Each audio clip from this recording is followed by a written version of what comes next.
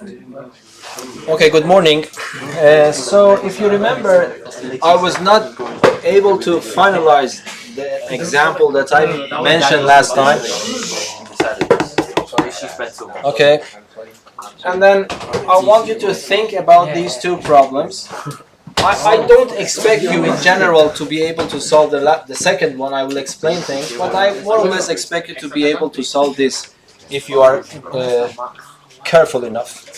So I want to wait for you so that everyone joins. I check the attendance, then I will start continuing and teaching. So that would be, I think, let us see how it goes, but I think basic arithmetics will finish here, and then next time we will talk about exponents and powers. Yes, please? Wasn't this on the board last week? Yes, but I didn't finish. I didn't have time to do that. Yes. If you're already done with that, can you work on the book from your phone or something? Yeah, of course, of course. That's the best thing. Don't waste your time, and you don't need to ask everything if you want to do something good.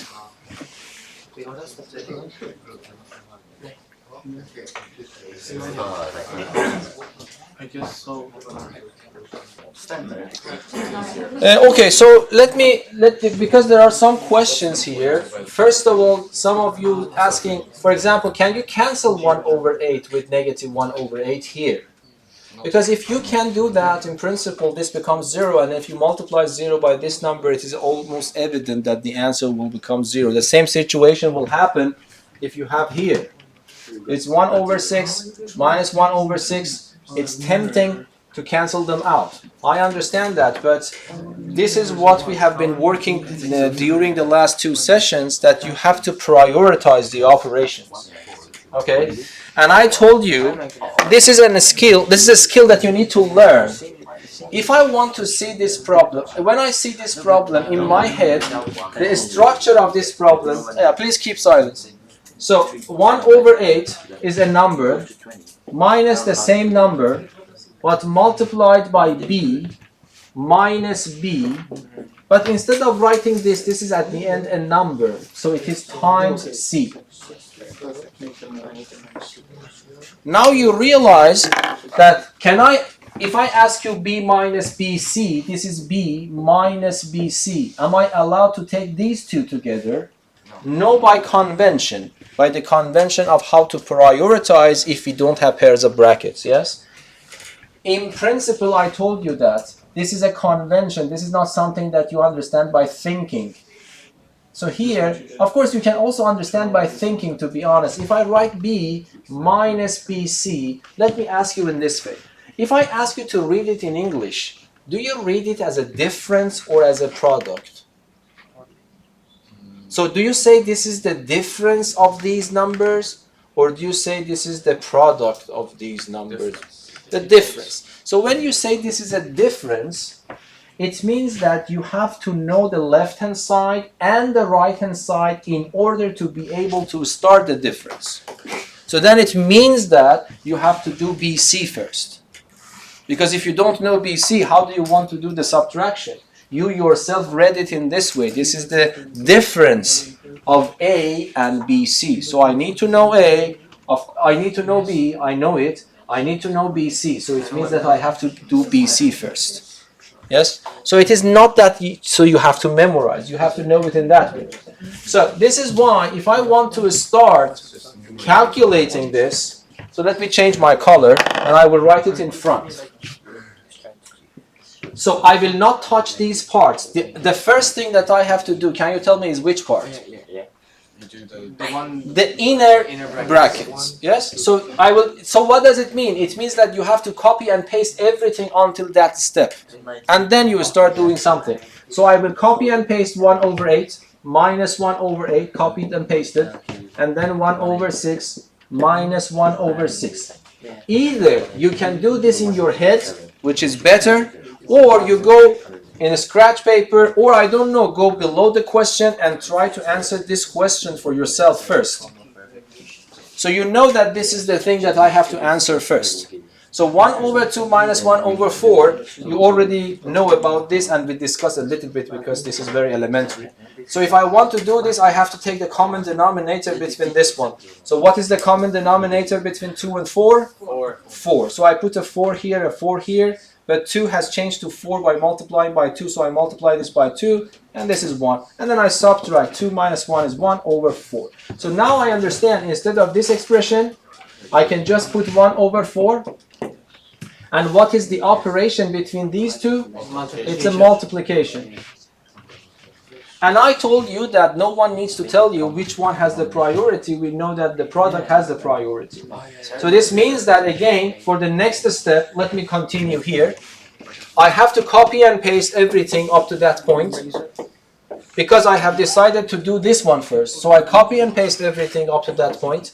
And then answer me, what is 1 over 6 times 1 over 24? What was the rule if you want to multiply fractions? Multiply the up ones and then multiply by the down ones. Yes, so what happens? It becomes what? Yes, minus 1 times 1, 6 times 24. Okay? Again, this is a product even though I haven't written it down.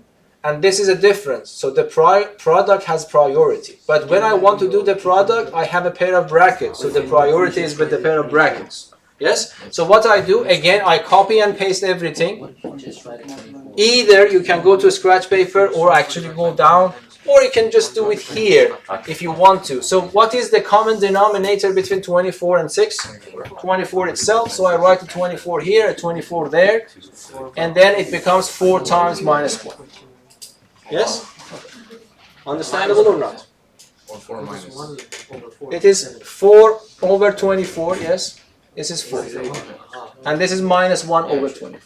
And then you subtract them. So it means that, again, you copy and paste. So by the way, sometimes I give you this question and I ask you to write the final answer. It doesn't matter how you have done the calculation. You find the answer, you write it down. But if that is a question that you have to write your solution down, you have to learn how to write it properly. Because that is also one part of the assessment. So then what happens here? 4 over 24 minus 1 over 24. What's the answer? 3 over 24.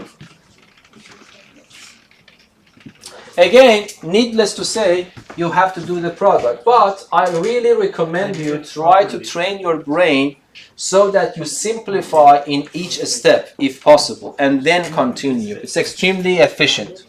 So I myself never worked with 3 over 24 because I immediately realized 3 over 24 can be simplified.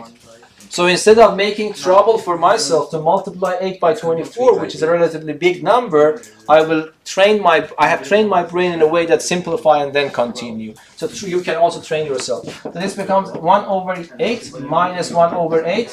What is 3 over 24? 1 over 8. 1 over 8 again. And 1 over 8 times minus 1 over 8 is simpler for us to do. So 1 over 8, I have to write minus 1 over 64. And then the final step is to write 64. And then 64. 64 to 8 times, so it is 8 minus 1. Sorry. So what's the answer finally? 7 over 64. So that is, you see, it's a good example, I would say, because the numbers are not that complicated. But only those of you can solve the problem so that you have a good understanding of what's going on. The numbers are simple, but it's designed in a wise way. So the number is this number. This does not equal. The operation. 128. Therefore, this turns into negative half. Yeah, it's confusing. Then you have to multiply negative 1 by 6 or whatever's in the bracket. I cannot hear you. Please keep silence. Hello, Nasneem. Don't talk so loud. Yes. Simplify 3 divided by 4 to 1 by 8. Do you want us later on to do it when we multiply or after? No, of course, which one is more efficient? If you multiply, of course, the results are exactly the same. And if you do that, I am not allowed to deduct you any points because you have already got the correct answer. But that's what I'm saying. Try, because now you are in the beginning of a long journey, if you want to continue mathematics, it's better to, if you have bad habits, throw them away and develop more new, better habits, okay? So that's one good thing to remember. I myself simplify most of it all the time and then continue. Because especially at my age, we didn't have access to calculators and we were not allowed to use them. But even in these days that you're allowed, it is better to learn these tricks. Yes, it's important to change your habits if possible.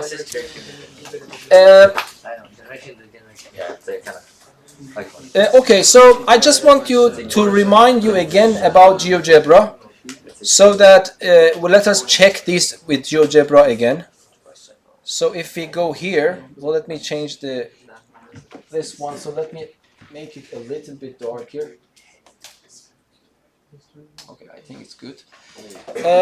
So if you want to do this calculation, I want you to we calculate this what we have on the board now. Of course, you can open GeoGebra. You will see such a screen, but I think it would be easier for us if we go to CAS view. Okay. So I go to CAS view, and then I get this one.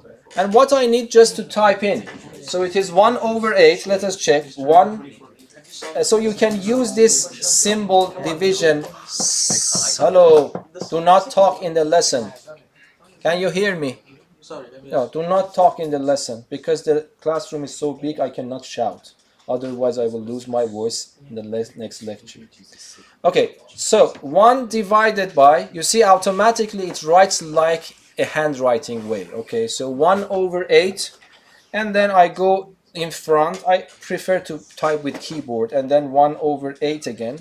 And then you have to go in front, because if you just put the pair of brackets, it will go to the denominator. So remember, you have to go in front of the fraction, and then what you need to then put a pair of brackets, and then you have again 1 over 6 minus, oh sorry, you see, if I put minus immediately it goes to the denominator, so I have to go in front and write 1 over 6, and then I open a pair of brackets again. Oh sorry, again I am just doing that over and over again, and then I have 1 over 2, and then I go in front minus 1 over 4. Is it right? Is it the same thing that we calculated? Hopefully, if you have done everything wrong, and then you go at the end, you press the button, and it gives you 7 over 64. If you do it in the original view, it always giving you decimal points.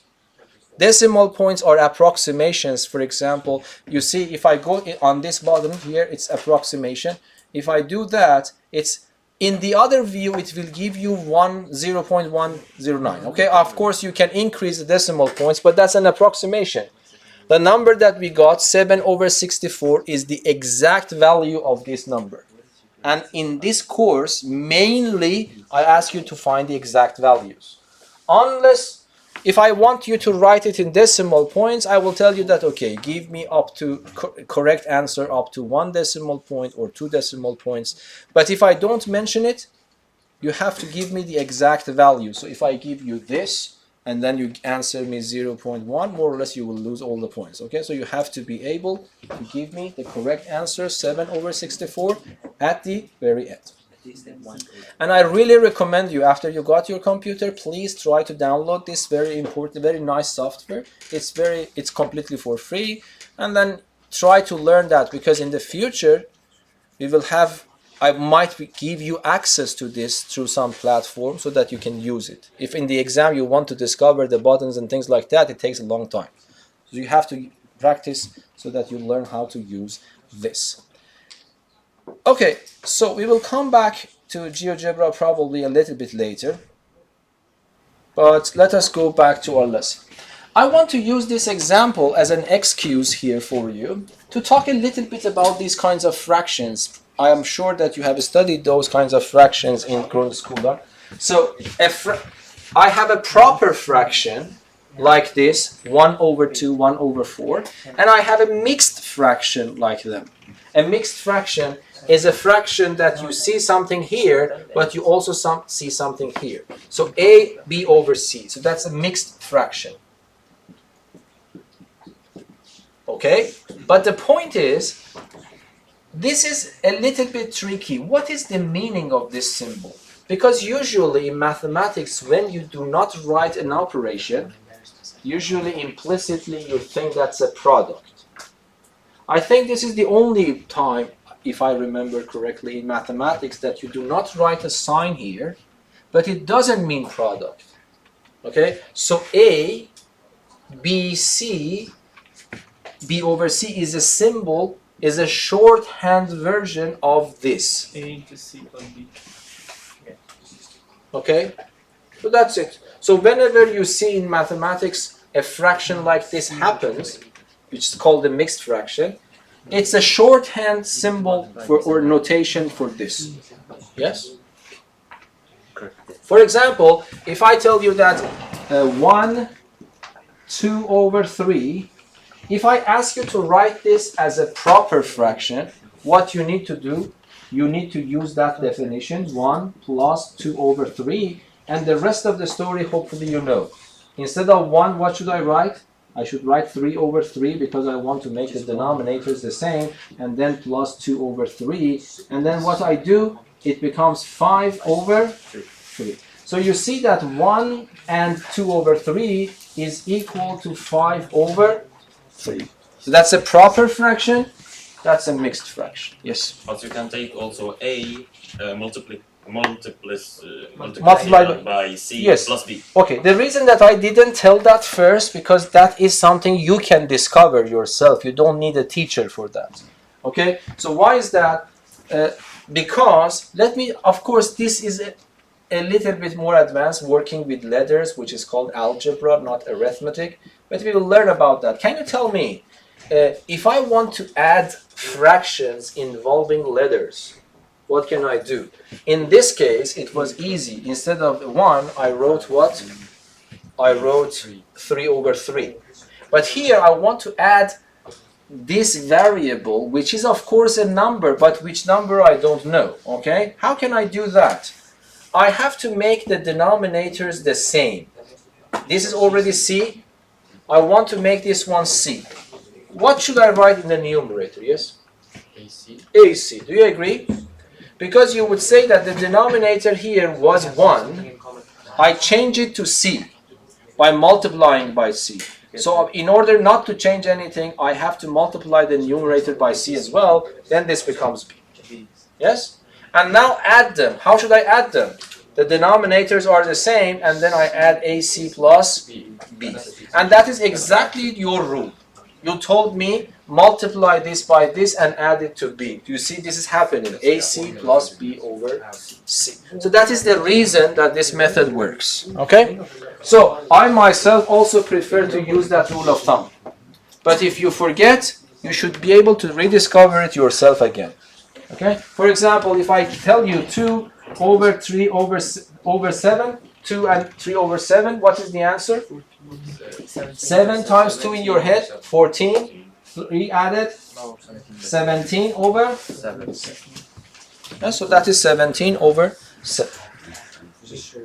Okay, and then you should also be able to go back.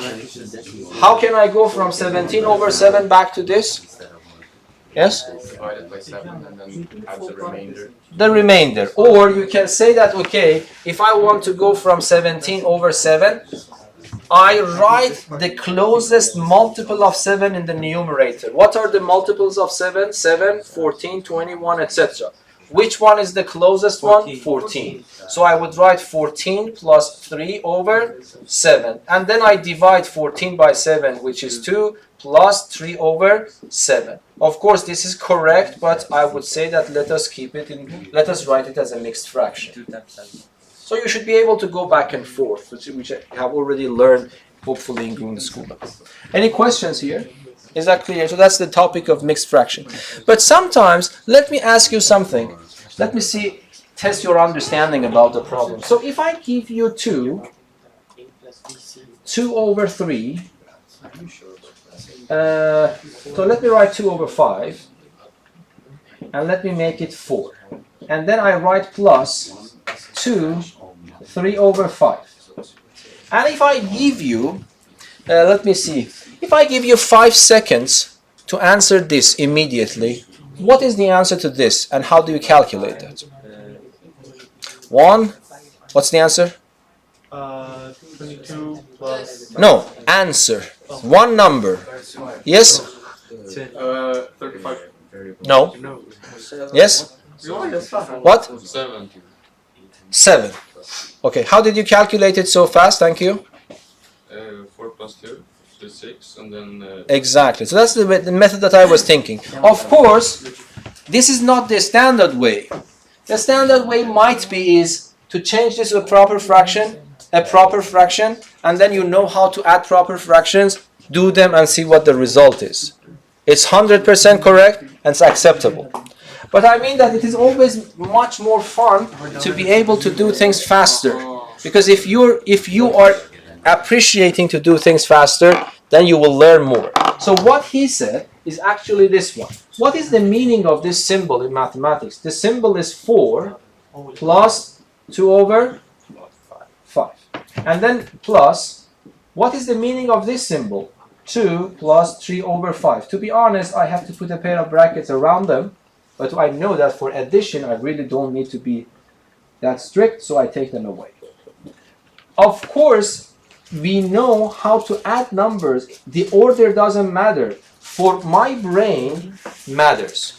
Because for my brain, it's easier to add these two integers, which is the answer. What's the answer? 6. And then I can immediately add these two in my head. 2 over 5 plus 3 over 5. What's the answer? 5 over 5, which is 1. So I have 6 plus 1, and the answer is 7. So is that clear? So it's a better way to do it sometimes. Sometimes. Okay, so now let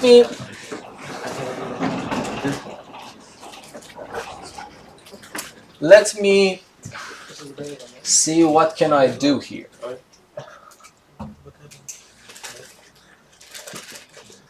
One question, what happens for a negative mixed fraction? What is the interpretation of negative? I want to ask you.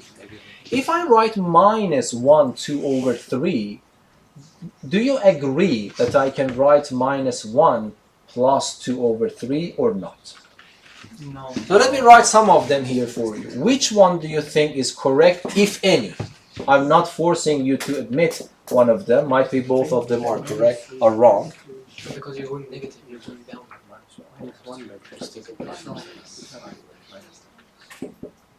You don't know why they're not the right answer. So which one, if any, is correct? So if I have a negative sign here, is it the case that negative sign goes here? Is it the... Oh, I rewrote those. Okay. Same thing. So is there something that I can change? Minus, minus?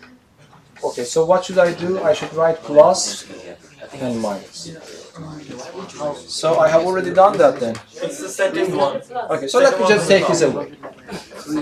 Second one from the top, or the one in the middle. Which one, if any? I'm not insisting one of them has to be correct. Is there anyone? Is one of them correct? If yes, which one? Middle. The middle one is correct. So why is that? Because when you say minus a number, in principle, it means the negative of the whole number that you see. Yes? So, but the whole number that I see is this number. Yes? And the negative sign is for the whole expression. And that is extremely important. That if you have a negative sign behind a pair of brackets, it is not the case that this is only for the first one. It goes for the first one, or the second one, and everything after that. So the answer becomes minus 1, minus 2/3. Okay, so remember, minus a plus b is minus a plus b. This is wrong. Minus a plus b is equal to minus a minus b. So if I have a pair of brackets and there is a negative sign behind that, when I want to open it up, it's just like that. Yes? I cannot hear you. Is there a difference? Yes? Between no brackets and with brackets? Yes? What's the difference if both of them make the same result? I didn't understand your question. The question is that what is the difference if I... If you take the minus 1 minus 1 2/3. Okay. If you put brackets there, then it becomes minus 1 minus 2/3. And if you don't put bracket, it also becomes. No, no, no. If you see you mean something like this? No, like the thing you said about brackets. Yes. So if you have minus 1 2/3, Yes. then it becomes minus 1 minus 2/3. Yes. And if you put brackets between the 1 and 2/3, it becomes the same. No, no. So you are saying Minus 2/3, and that's. so something like this. No, the whole. If you put brackets into the whole. So I put now. Okay, that's the different. That's the same thing. Yeah, that's the same thing. Yes. Minus 1 over 2 over 3 is minus 1 over 2 over 3. This is equal. Yes. Okay. So that's also mixed fractions, but there are some interesting things going on. So that's a challenging problem that I gave you there up there, yes? So I want you to think a little bit. Now I discussed a little bit about the mixed fractions, but let us see how can you solve that problem, if there is any way for you to solve it. Without calculator, of course. Yes, I will come to that a little bit today. I want to use GeoGebra. But I want you to be able to do it with hand. We will study this a little bit later. But it is good if I ask you about this. If I ask you to do this quickly, then let me just do something very simple. 1, 2 plus 3 plus 4 plus 5. It's extremely simple. If I ask you to add them, you really don't need to know anything. You just add them. 1 plus 2 is 3 plus 3 is 6 plus 4 is 10 plus 5 is 15. So the answer is 15. But there is also a nice way to do it. The nice way is to say that, okay, I want to find this, I don't know it, let me call it x. I don't know x.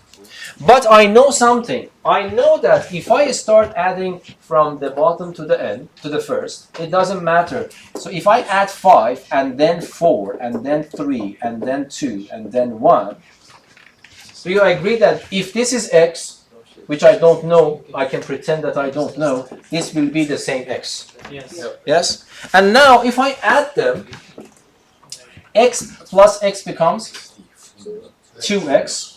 I have 1x, I add x to it, it becomes 2x. But instead of adding horizontally, I start adding vertically. What is the benefit? Because if I start adding vertically, 1 plus 5 is 6. And the good point is that the next pair also becomes 6. And the next pair also becomes 6, 6, and 6. And adding a bunch of 6s is easier. How many 6s appear? 1, 2, 3, 4, 5. So it becomes immediately 30. Is 2x, so x is 50. It's not a big gain here because the problem itself was so simple that I really didn't bother it. But if I increase it, for example, 1 plus 2 plus 3, and I continue, for example, up to 99. Okay? Assume even if you have a calculator, you have to punch 99 numbers there and then add them. Of course, I will tell you how to do it using GeoGebra, using sigma notation, or at least the instructions here. But this is the Carl Friedrich Gauss. Actually, he's called the queen or king of mathematics. So he actually was able to do it when he was in the first grade of primary school. So the teacher wanted to do some teaching work or something. He wanted to keep the students busy, so they asked for the first grade students in the primary school to add these numbers. Okay, and then I don't know, 2 or 3 minutes later, Gauss actually answered the question. And the teacher was surprised, but the answer, he actually used exactly the same trick. So he discovered this trick when he was almost 7 years old, yes. So the way that he did it, let us do it again together. So if I reach to 99, let us just write something for elimination. So it is 97, 98, and 99. So we want to add them up. Yes? So what you do, you write this x, and then you know that if I write it from the other way around, this also becomes x. So I start writing 99, 98, 97, and then I continue until the last one is 1, the other one is 2, the other one is 3. Yes, do you agree? Yes. If I call this x, still I don't know x. But when I know something, if this is x, definitely this one is also x. And then I do the same trick. X plus x is 2x. And then what happens? I start adding them term by term. Then what will happen? This becomes 100, 100, 100. So it becomes 100, 100, and it continues until the very last, which is 100. But how many 100s you have in your list? 99. But multiplying 99 by 100 is extremely simple. So it's become 9,900. Yes? So this is x. This is 2x, but you are interested in finding x. So x is this number divided by 2, which is, think about money again, you can calculate it then immediately. Yes. What is that? 4,900? Yes, because 10,000 divided by 2 is 5,000 crowns, yes? Yes. And then you have 1 crown you have to divide, yes? So anyway, even if you need your calculator at this point, I hope that you agree this is much more efficient than writing them and adding them up. So that's the trait or characteristic of genius people. So he actually was able to do it in, and then he's called king of mathematics. He discovered a lot of things after that. Okay, so now why did I bring this up? One thing I want you to learn, for mathematicians always numbers are good, but they care about patterns.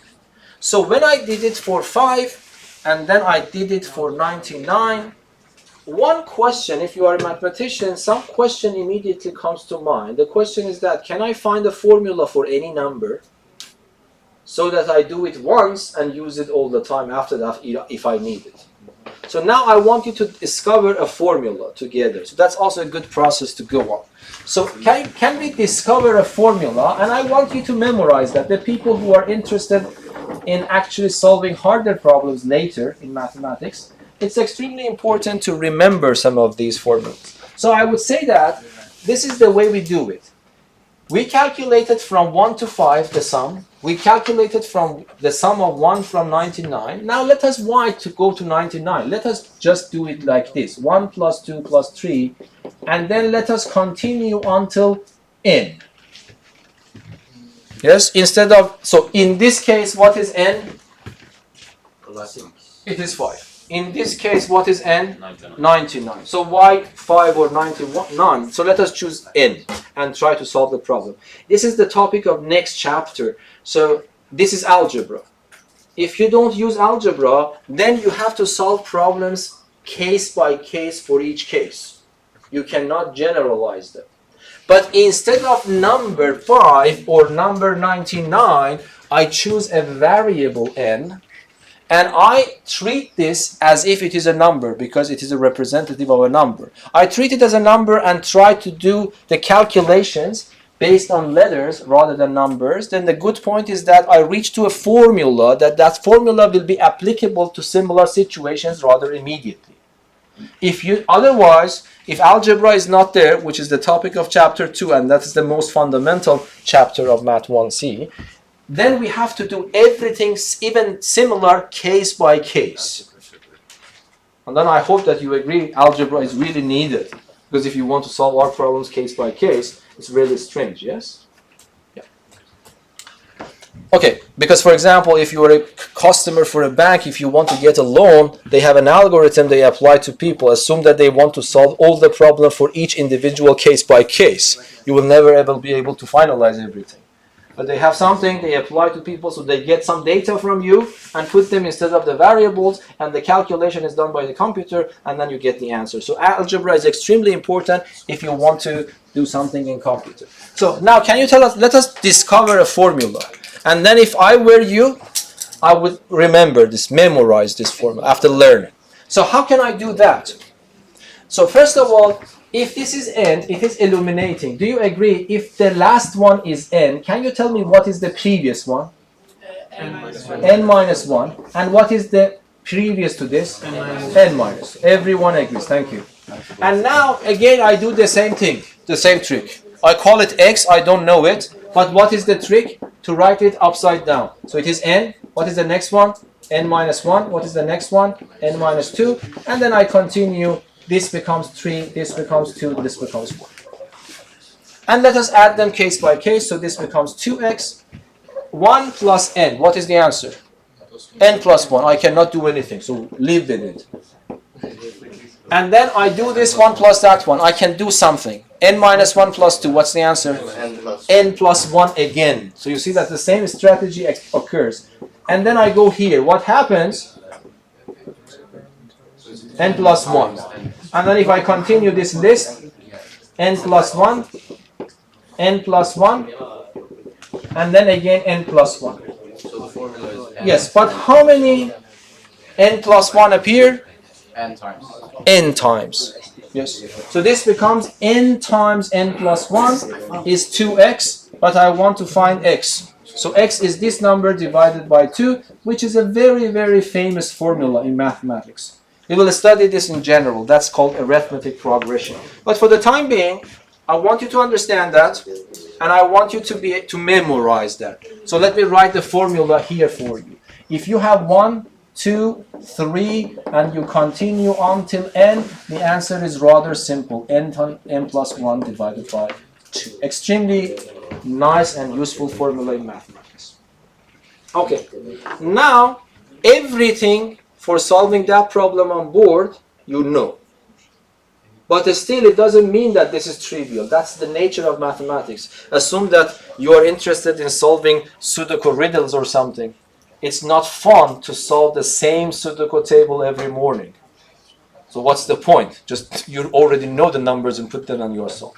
So the whole challenge in which people like it is that you want to solve new problems all the time. Okay? And if you are interested in this kind of things, you have to pay attention to very much to the details. And also appreciate your memory. I already introduced you the Anki website. I don't know how many of you are using it, but there are many things that you can use right now. For example, open a deck, call it Mat1C, and then put this formula on one part of the flash card and the other one, the answer. It's like that. If you don't do that, you will not. Of course, you will learn. You learned here, I'm sure, but you will forget. And then what's the point? After when you reach the 3rd grade, you have forgotten a lot of things. Okay, so I will actually pause and I want to wait for you. Okay? Solve that problem on the board. 1 over 7 plus 7 and 2 over 7 until that number. Without calculator. Okay? One more contribution. You follow a pattern. So, you see we have different disagreements here. A lot of disagreements. So let us see how you thought about the problem. I'm sure that even if you got it wrong, at least the main part you did is right. And then you have to, if you want to learn mathematics, you should be very stubborn. Most of the time I get my solutions wrong, but then I will do it over and over again. If you really want to learn, so you have to you need to set a goal for yourself. Yes? This all the way over 1. Okay, 170 over 1, I just record it as 170. Minus 1 by 64. Because 170 over 1 is the same number. And by the way, I don't know, I haven't calculated. By the way, if the answer is 170 over 1, do not write in the exam 170 over 1. You have to write 170, even though they are the same, but you have to write it in simplified form. Okay, now keep silence please. Let me try to solve the problem. So, how did you solve the problem? I don't know. How did you think? Because I'm sure mainly you started right, but it might be the calculation became head in the middle and then you messed up. So, how did you look at the problem? So, how do you start doing it? Because there are two, I would say, natural way to attack the problem. Either, what is the most natural one? By the way, in mathematics, the most natural one might not be the most efficient one. If you are interested in learning mathematics to solve harder problems, always think, don't be satisfied if you solve a problem in a brute force way. That's also valuable. Okay, it's completely valuable if you are able to. Some problems we have to do it with brute force way. But sometimes, if you are creative, okay, which I want you to start thinking and developing this skill, then you can probably do it faster. So I want to hear from you first. The first time I did it before you taught us, the other method, I isolated all the whole numbers and multiplied them by 20. And then I added up all the fractions by hand and then put everything together. Okay. So you mean that? So what did you do? Let me just do it explicit. So ask you explicitly. What did you do for 7 and 1/7 in the first place? Did you change it to a proper fraction first? No, I just added everything up. But So how did you add everything up? Can you explain? So first I did in parentheses 7 times 20. And then I just added everything. No, 7 times 20. Why 7 times 20? I don't understand. Because there's 20 numbers like. Okay, now I understand what you mean. Okay, let me explain to the students. Okay, so because there are two ways. First of all, you might think that it is better to do it if you. What you have learned in the grade school, and probably we will change this first to a proper fraction. But let us do it in our head. What is the proper form of this? 7 times 7 in your head plus 1 is 50/7. Yes? What is the next one? 51/7. Yes? And what is the next one? 52/7. And then you can continue this list. What is the last one? 69/7. And then I don't have any problems with these 7s. All of them are the same. So what I need to do, I need to write 7, and then I have to add them up. 50 plus 51 plus 52 plus up to what? 69. So you see, that is not it's not hard problem.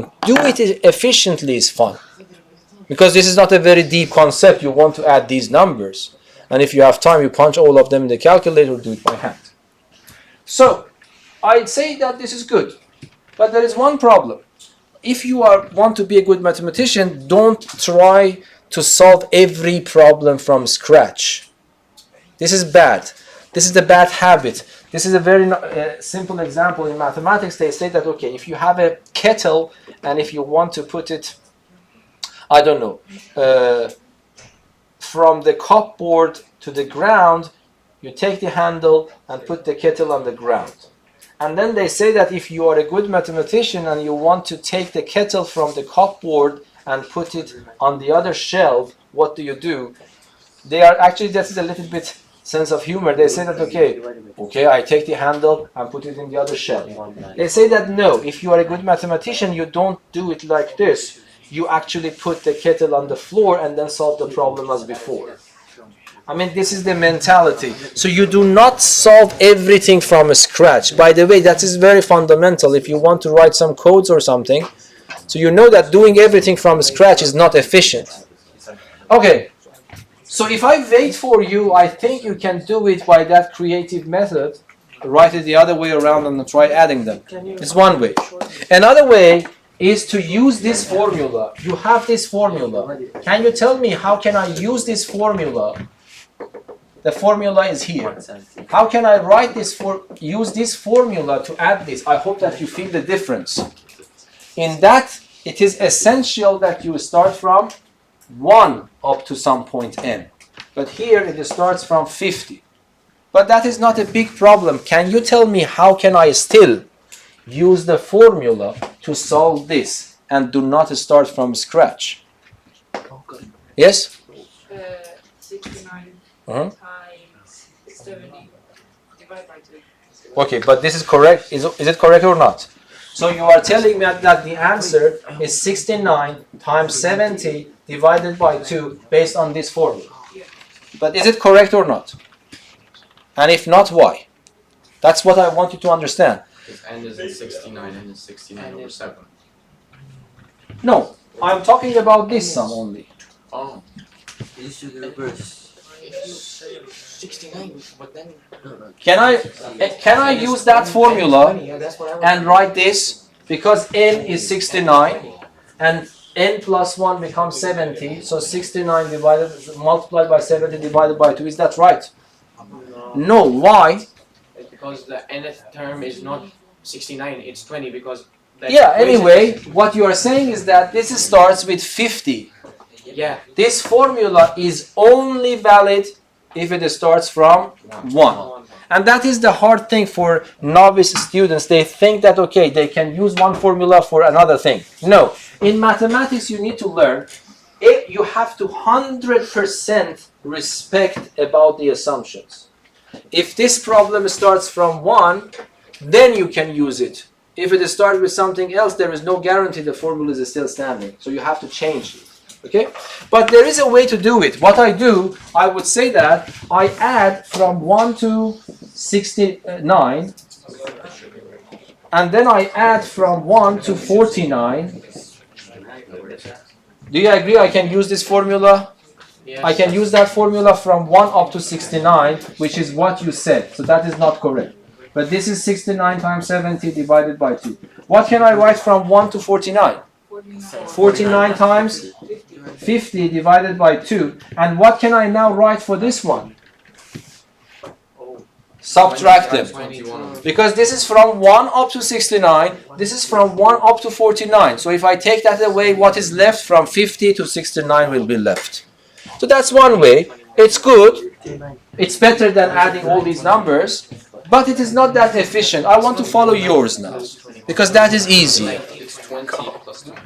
So, if I want to do it more efficiently, so what I do, I will write it in this way. Okay, how should I write this now? Instead of this, I can imagine it in my head. What is the meaning of this symbol in mathematics? This means 7 plus 1 over 7. Yes? What is the meaning of this symbol in mathematics? It is 7 plus 2 over 7. Do you agree? And then the next one is 7 plus 2 over 7. And finally, the last one is 7 plus 20 over 7. And then I want to add this list. Adding 7 is not hard. How many 7s you see in this list? How many? From 1, 2, 3 up to 20. So I have 20 numbers. 27. But adding 7 20 times is extremely simple.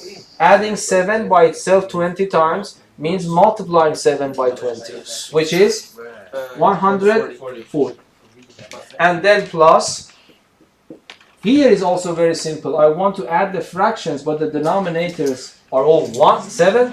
So I start adding from 1, 2, 3 up to 20. Now, can I use the formula directly here? Yes, because now the starting point is 1. So I write 140, and then so let me write plus for the time being. Can you tell me what's the answer to this sum now? You have the formula in front of your head. So what's the answer? Okay, let us calculate it efficiently. What, instead of n, I put 20. What's the next number? 21 divided by 2. 210. If I want to calculate this, I will never multiply these two first to make life harder for myself. I divide 20 by 2 first, which is 10, and then it becomes 210 immediately. So the answer is 210. So what I write here is 210 over 7. But 210 over 7 is also famous. Yes, what's the answer? 21 over 7. You know it is 3, so it is 30. So one answer, whose answer was that? 140 plus 30 is 170. I feel like I grew 20 IQ points. So who gave me that answer? 170? No, the person who told me that I wrote there. 170 is coming from whom? I didn't say 170, but I said 1,109. Okay, I couldn't be bothered. That is also probably the same number. So that's what I'm saying. By the way, this is also correct. Because if you divide this by 7, you will get that one. These two answers are correct. But which one is better? This one. This is simpler. Yes? The way I did it was the method that you showed before is where x is equal to... Yes, that's what I'm saying. I just want you to learn not to start everything from scratch all over again. If the problem is manageable, it is doable in the proper time. But if the problem itself is hard, and if you want to make each part hard, then you will not be able to do it on time.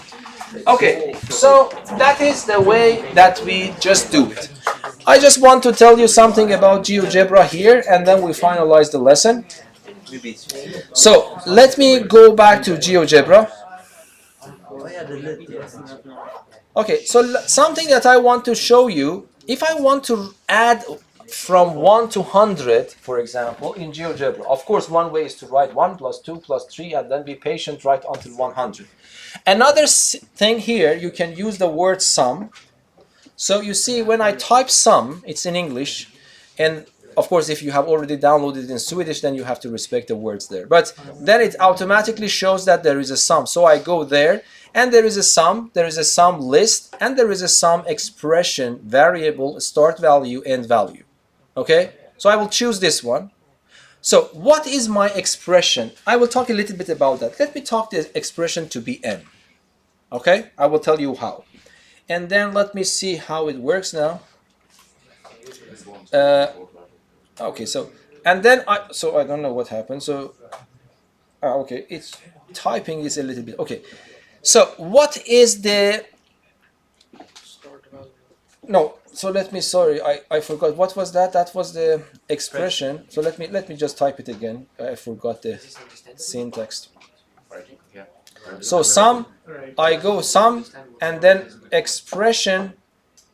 Okay, expression, variable, start value, end value. Okay, expression, I call it n, and then the other one I also call it n. I will tell you why. And then a start value, I will put it 1, and the final value, I put it 99. We did it before. It was 4,950. Okay, so I don't know why approximation. That's exact value. Oh, okay, sorry. I have to put this equality. It's 4,950. So let me describe what is the meaning here on the board. Okay, so let me describe it here, and then I come back to GeoGebra again. So assume that you want to do this with GeoGebra. You want to add 1 to the power of 2, plus 2 to the power of 2, plus 3 to power 2, and then you continue until 99 to power 2. Okay? How can I do this with GeoGebra? So you use that sum. So what you do, you write sum. And then, this is important. The first thing was called expression. What is my expression? I am squaring numbers. So my expression is n squared. It doesn't matter which letter you choose. You can write x squared, I don't know, whatever you want, n squared. But then the next item is variable. N is your variable. You introduce that variable. And then n starts from where to where? The first n is 1. The last n is 99. So if I type this in GeoGebra, it will give you the sum here. All of them added together. Yes, all of them raised to power 2 and added together. So I mean, this I can continue it immediately with GeoGebra until here. But if you want to type these numbers into calculator, it takes ages, yes? But in principle, if I want to calculate it, I put it exactly like this. So is that clear? Yes or no? Yes. Okay. So, for example, let us calculate. So can you tell me how can I calculate that one, by the way? That's also good to check. What was the calculation we did? This is a little bit tricky because in GeoGebra we don't have this symbol. Or I couldn't discover it somewhere. If you could, you can teach me as well. Do we get, if we discover it, do I get extra? No, I give you a negative sign. Yes? So 7 over 2, 7, 2 and 7, and then continue until 7, 20 over 7. If I want to use GeoGebra to type this in and calculate, I need to have a pattern. So GeoGebra actually teaches you about patterns. So because GeoGebra, I don't know where to put this, so I change it to the numbers that we had. What is the number? So 7. What was the first number? 50. Do you remember? Yes. The next one was 51.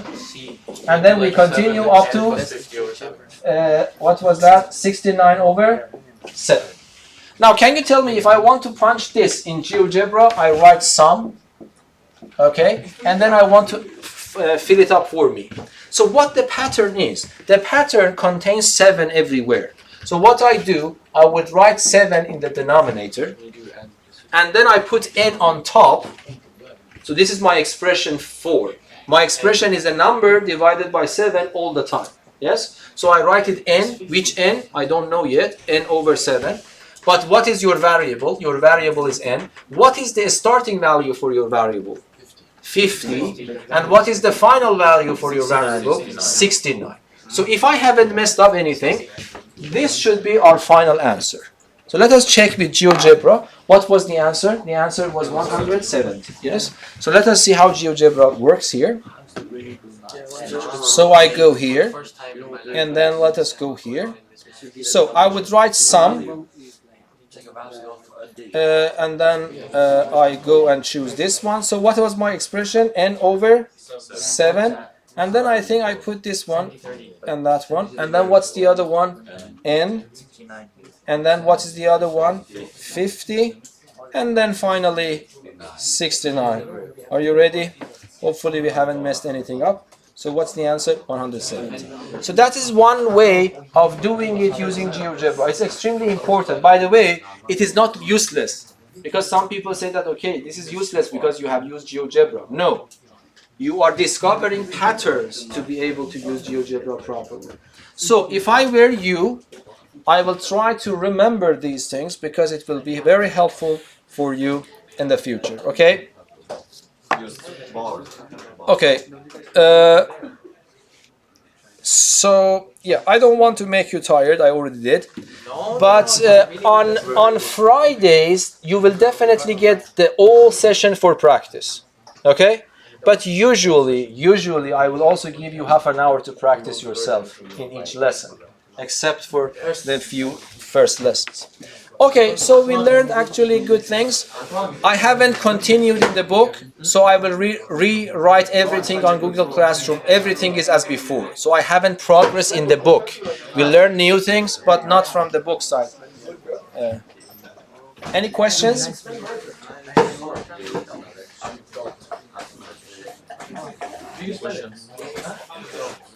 No questions, good sir. Okay, so please follow the Google Classroom. I will write the instructions there, the links and everything is there. And the exam session, the exam will not be at this level, I told you. I am teaching this because of the exam will be at the level of the book. There are some good problems in the book, I want you to do them. But the exam will be at the level of the book.